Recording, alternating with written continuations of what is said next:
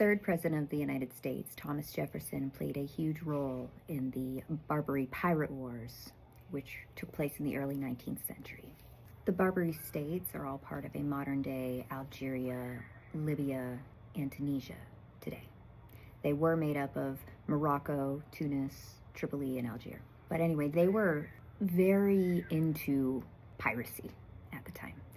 And what they would do is when ships were passing through, they would demand tribute or payment for safe passage. But it wasn't always the case because some ships wouldn't pay it or couldn't pay it. So the pirates would capture these ships and enslave the crew. Sometimes they'd hold the crew for ransom or throw them in prison or force them into labor. And sometimes they'd even make them convert to Islam. So how exactly did Thomas Jefferson get involved? Well, he was involved way back from when he was serving in France, and he was working on some negotiations regarding the Barbary pirates. But Thomas Jefferson always felt like piracy or demanding tributes was both morally wrong, it was unsustainable for a state, and to make matters worse, it was extortion. And Thomas Jefferson didn't play like that.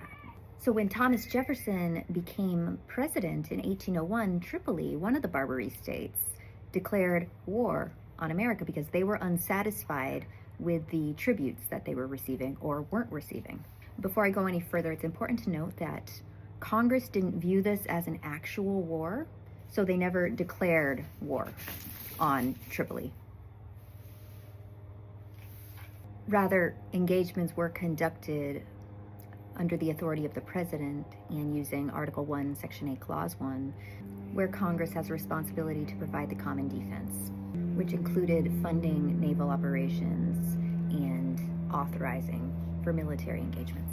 The conflict wasn't even referred to as a war or the Barbary War or the Tripolitan War until after the conflict was finished. Moving on, there were three key events that unfolded. First was the deployment of naval forces. So Jefferson dispatched a naval squadron to the Mediterranean. This marked one of the first military engagements by the Navy overseas, and it did so to help the shipping agency and negotiate peace with the pirates. But it also showed force against the pirates, for if you come for us, we will defend ourselves. The next is the Battle of Derna, and it took place in 1805 and was led by William Eaton. In cooperation with the local forces, they captured the city of Derna in Tripoli. This is actually immortalized in the Marines' hymn, and it says, "To the shores of Tripoli." This is what they're referencing. And finally was the Treaty of Peace and Amnesty. This treaty eliminated tributes, but it agreed to pay some ransoms for sailors. So it wasn't a perfect victory, but it is viewed as a win when it comes to Jefferson's policies.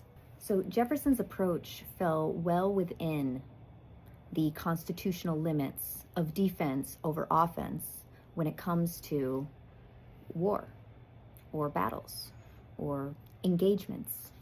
It marked a shift in U.S. foreign policy to be more assertive in international foreign waters when it came to the protection of the interests of the citizens. The conflict with the Barbary pirates would continue intermittently through Madison's presidency, and that's when the Second Barbary Pirate War happened. The practice of paying tribute ultimately ended in 1815 under James Madison. Jefferson's handling of the Barbary pirates was part of a broader vision for how America would handle crisis overseas, staying within defense and not playing offense. It emphasized a diplomacy backed by military strength and respected the Constitution in doing so. Take care of yourselves, take care of each other, and stay free.